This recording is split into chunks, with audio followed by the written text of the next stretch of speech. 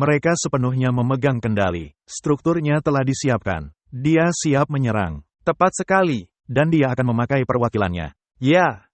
Dan siapa perwakilannya? Negara Amerika Serikat. Amerika Serikat. Nah, mari bertanya. Apakah binatang yang seperti anak domba itu menjadi perwakilan dari Jesuit? Nampaknya demikian.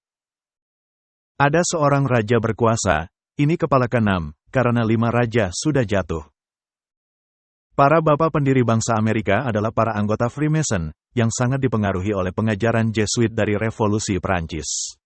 Pemisahan gereja dan negara lambat laun bergerak menuju bentuk pemerintahan yang sekuler, sosial dan humanistik, yang diwakili oleh falsafah Raja Selatan. Apakah itu yang dibangun Napoleon? Tentu saja. Apakah itu yang mereka transfer ke Amerika Serikat? Ya. Apakah hal itu dituliskan ke dalam konstitusi dengan cara sedemikian rupa, sehingga tidak ada yang melihatnya? Benar. Dan mereka berpikir ini adalah Kristen, tetapi yang sesungguhnya paham sekulerisme. Apakah ditulis sedemikian rupa, sehingga sekarang bisa ditafsirkan ulang? Ya.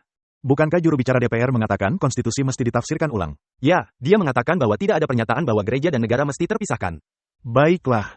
Jadi, penentangan kepada falsafah Raja Selatan ini adalah falsafah Raja Utara, yang dipakai kepausan selama abad pertengahan, dan mengupayakan untuk menerapkannya kembali dengan segera, karena luka parah itu mesti sembuh.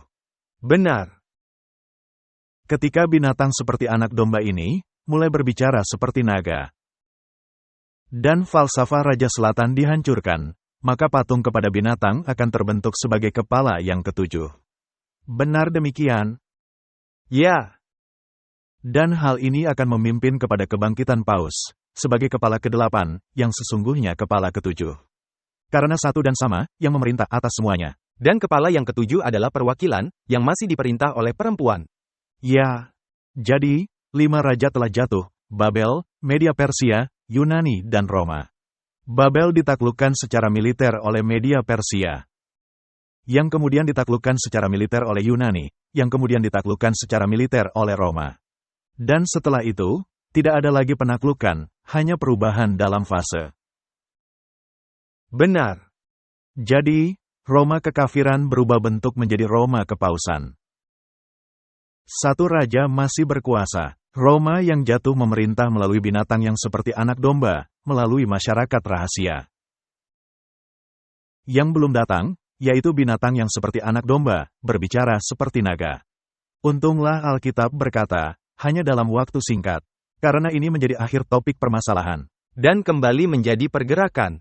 Apakah Allah adil, ketika dia berkata, aku mengizinkan hanya dalam waktu singkat? Ya. Mengapa? Karena reformasi sangat menjelaskan siapa yang menjadi musuh, reformasi telah mendefinisikan mengapa doktrin Roma salah. Tetapi semua itu telah disapu dan ditaruh di bawah karpet. Falsafah kekafiran telah diterima. Cap antikristus telah menghilang dari kepausan. Paham kekristenan tanpa pengecualian. Allah akan melihat, apakah Anda akan menghancurkan kekristenan sejati? Apakah Anda akan menghancurkan orang-orang yang mengasihi Allah dan menuruti hukum-hukum Allah? Aku akan menunjukkannya kepada dunia. Engkau akan tepat melakukan hal itu. Aku hanya mengizinkan engkau bertindak secara singkat, tetapi tidak akan membiarkannya untuk waktu lama. Aku tak akan mengizinkan lagi hal yang terjadi di abad pertengahan. Lalu adanya kepala yang ke-8. Ini adalah kepausan yang kembali bangkit. Sesungguhnya ini adalah raja ke-7, karena sama saja. Yang lainnya hanya perwakilan saja. Ya, masih memerintah. Perempuan itu juga memiliki kepala. Demikian juga binatang itu memiliki kepala ke-8. Sistem ini akan menuju kepada kebinasaan, dan akan dimusnahkan. Itu akan muncul, tetapi yang kemudian akan dimusnahkan. Mari kita menelitinya. Jadi angka 8 menyatakan suatu permulaan yang baru. Penyunatan dilakukan di hari ke-8. Perjanjian baru mengkaitkan upacara sunat dengan baptisan, itu menjadi awal yang baru. Suatu kehidupan yang baru. Dalam Keluaran 22 ayat 29-30 dikatakan, anak sulung mesti diserahkan kepada Allah, di hari yang ke-8. Mika 5 ayat 4 mengatakan, dan dia menjadi damai sejahtera.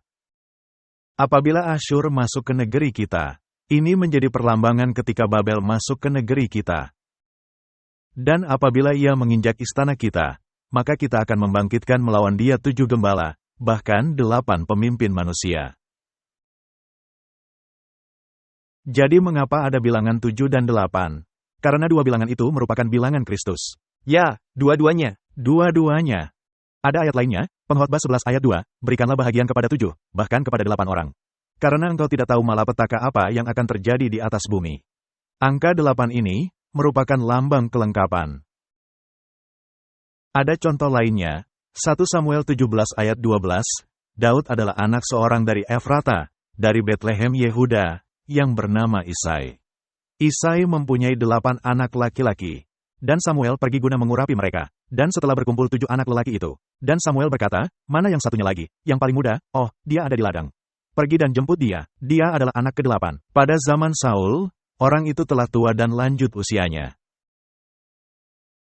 Dalam 1 Tawari 2 ayat 13, Isai memperanakan Eliab, anak sulungnya, dan Abinadab, anak yang kedua, Simea, anak yang ketiga. Netanel, anak yang keempat, Radai, anak yang kelima, Ozem, anak yang keenam, dan Daud, anak yang ketujuh. Nah, apakah Daud anak ke-8 atau ke-7? Jadi, angka 7 dan angka 8 bersama-sama menunjukkan kesempurnaan yang cukup. Dengan kata lain, melambangkan kebangkitan yang menuju kepada kesempurnaan, lengkap. Jika Anda mati dalam Kristus, maka Anda juga akan dibangkitkan di dalam Kristus. Dan seperti yang Anda sebutkan dalam pembahasan sebelumnya, hari ke-7 adalah hari beristirahat, dan hari ke-8 adalah hari kebangkitan, suatu awal yang baru. Benar. Jadi, mari kita lanjut studi kita dari Wahyu pasal 17. Dan ke-10 tanduk yang telah kau lihat itu adalah 10 raja. Yang belum mulai memerintah, tidak ada mahkota di kepala mereka. Mereka adalah kekuasaan sekuler. Tetapi perempuan itu masih mengendalikan mereka, tanpa mereka menyadarinya, melalui masyarakat rahasia. Tetapi 1 jam lamanya mereka akan menerima kuasa sebagai raja, bersama-sama dengan binatang itu. Jadi untuk waktu singkat, mereka akan kembali menyerahkan kekuasaan mereka kepada binatang. Dan itu berarti binatang itu mesti bangkit kembali dan akan kembali memerintah. Itu akan sebelum cawan malapetaka dicurahkan. Tepat sebelum cawan malapetaka dicurahkan. Wahyu 17 ayat 13. Mereka saya sekata, kekuatan dan kekuasaan mereka berikan kepada binatang itu. Sekarang ini belum tiba, tapi akan tiba. Kita telah menunjukkannya, ketika pembahasan mengenai patung binatang. Mereka akan berperang melawan anak domba. Bagaimana caranya? Dengan memerangi umatnya dan memerangi kebenaran. Tetapi anak domba akan mengalahkan mereka, karena ia adalah Tuan di atas segala tuan dan Raja di atas segala raja. Mereka bersama-sama dengan dia juga akan menang, yaitu mereka yang terpanggil, yang telah dipilih dan yang setia.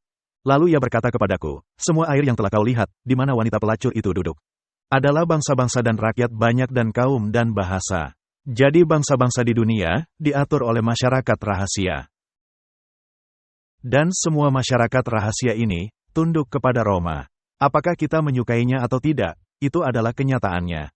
Hal yang kita lihat sekarang, adalah kekuasaan perwakilan. Ini nampaknya mengalami luka parah. Dan pertama-tama mesti menghancurkan pertahanan terakhir paham Protestan, sebelum dia meraih kembali kekuasaannya. Dan dia melakukannya dengan penyusupan dan bercampur baur. Apakah Anda membicarakan Robert Schuller, bahkan Billy Graham, mereka semuanya adalah para mason. Mereka semuanya adalah bagian dari sistemnya. Itu sungguh suatu keadaan yang menyedihkan. Tetapi untungnya, bagi kitab suci, dan malangnya untuk kekuasaan-kekuasaan ini. Masih adanya umat yang sisa, yang menolak mengakuinya. Itu sungguh membuatnya kesal. Itulah sebabnya dia menginginkan kekuasaan ini, agar bisa melenyapkan umat yang sisa.